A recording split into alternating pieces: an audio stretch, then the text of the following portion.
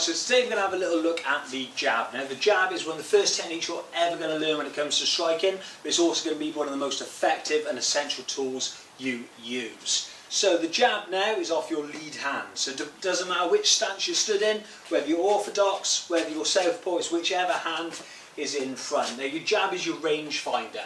It's the shot now that's going to help you set up other shots. It's also there to help you score points. It's also there to help you keep somebody away from you and stop them mounting an offence. Now from there in this position I'm going to be in my fighting stance. I'm going to have my hands up nice and strong.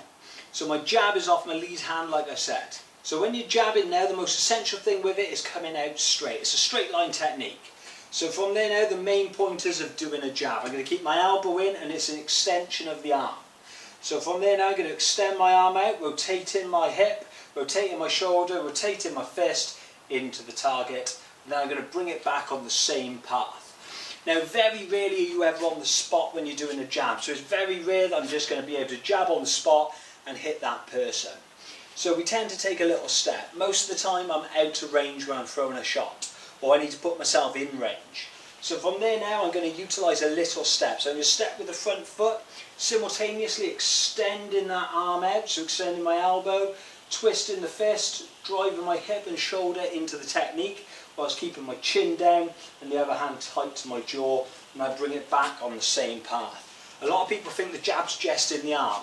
Again, it's that push of the hip, push of the shoulder that's going to help you land the shot with some power.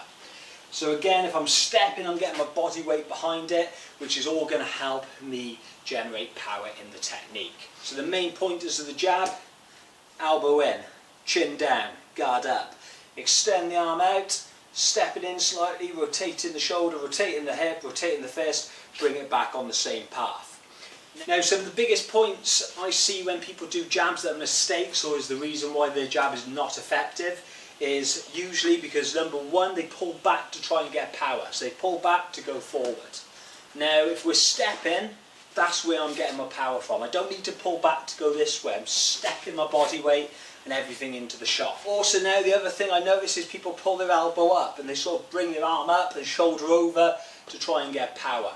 Again, this is going to be a tell. If I'm lifting my elbow to throw, one, it's not going to be as powerful, but two, the person's going to see this flare of the elbow before they see me throw the shot, which is a cue to know I'm going to do something. The other major error I often see is people jabbing and bringing their hand back low, or keeping their chin up whilst they jab. This is going to, one, make it very easy for the person to counter you, but two, there's a good chance you're going to get knocked out or hurt because your chin is on show.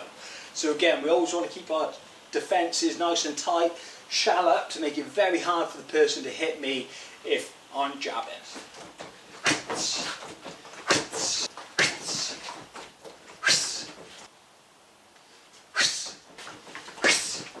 Now the main reasons I'm going to use the jab is number one, it's a range finder, so it's helping me now gauge where the person is, gauge where the opponent is, for me to be able to set up my other shots. Now also the other reason you're going to be throwing a jab is, one, defensively, to stop the person mounting offense. If somebody's walking you down or is heavy pushing forward, the jab's there to try and keep them at bay. It's there to try and keep them distracted and stop them mounting an offense. You can jab. Also the jab is a point scoring technique, so if you're moving around, keeping that jab, you're looking busy, you're a busy fighter, you're showing the judges that you're trying to score. Also the jab is a distraction, so if I'm throwing the jab out, keeping the person's eyes busy, keeping them focused on the jab, they won't necessarily see me setting up other shots. So if I'm jabbing to the head, it opens opportunities to come down to the body. If I'm jabbing to the body, it opens opportunities to come back up towards the head with shots. The target areas of the jab. Now usually you're going to be aiming the jab towards the person's head, towards the face, or towards their gloves if they've got their gloves up nice and tight. If the jab's pumping towards someone's face, you're not going to want to keep getting hit, so you're going to be more likely to be covering up to try and stop that shot. Also, this is why it's essential to make it fast and snappy, because the person hasn't got a chance to be able to counter you because you're back to your guard. The other target area, like I said, is going to be to the body. If I'm jabbing up top and I drop underneath, one hit into the body is going to tie the person, which means they're going to find it harder to keep throwing power shots and to keep going round after round.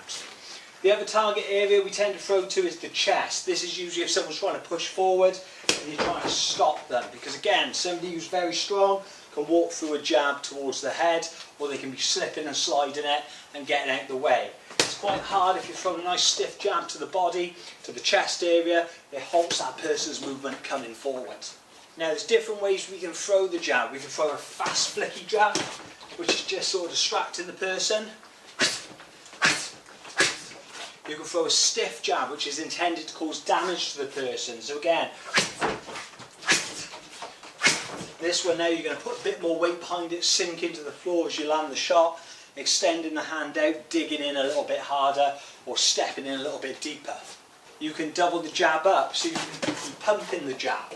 So if you're throwing multiple jabs at the person, it's very hard for them then to be able to counter it, because as soon as you throw one, another one's coming. Also, you can use the jab whip to disguise your movement and your footwork. If I'm jabbing, the person isn't necessarily going to see where my feet are going to go. So if I want to create an angle or create a position to throw another shot, I can use that jab to be able to set up that movement. Also, the jab is used to set up other offense and other shots. So if I'm here now, I can disguise that I'm going to throw a cross. I can disguise that I'm going to throw a hook. I can disguise that I'm going to throw an uppercut. I can disguise my body shots as I'm coming in and coming through. So the jab's a very versatile technique. Now the ways we tend to train it, or I like to train it if I've got a punch bag, is give myself different rounds for different jabs. So what I would do is say round one, I'll just be doing single jabs, just working my distance, working the technique, making sure it's nice and solid, making sure everything's nice and tight, and I'm not making any mistakes with the fundamental technique. Second round then, I might start doubling up the jabs. Start pumping out and getting a little bit of speed in the arm, or even if I'm feeling like it, I might triple the jab up. We'll do multiple jabs to try and work the arm endurance. Third round then, I might start changing my level, so I might go jab to the head, jab to the body. I might go jab to the body, jab to the head. So I start changing now where I'm aiming the shot, making sure that I'm dropping my level, keeping my guard up the whole time. The last round then, I might use the jab to start setting up shots and setting up movement and varying the power of the jab. So I'll change the styles of jab I'm doing to suit. So from there then I might be going double jab, cross. I might go jab, solid jab. I'll go jab, heavy jab. Showing now what techniques I can use.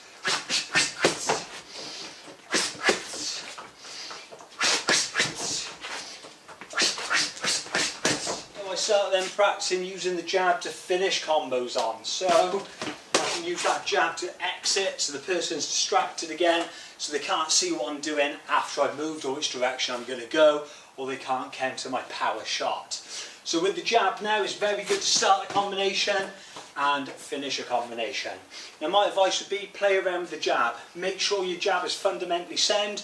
Make sure you've got all the pointers down. Sometimes film yourself, or maybe get someone to watch you and check that your technique is solid. From there then, what you do is you give yourself little challenges and different ways of practicing the technique on the punch bag or on the pads as you're going through. Eventually then you want to try and test it all out in sparring or under a bit of resistance, seeing if you can land that jab and use that jab to set up different techniques and score different shots.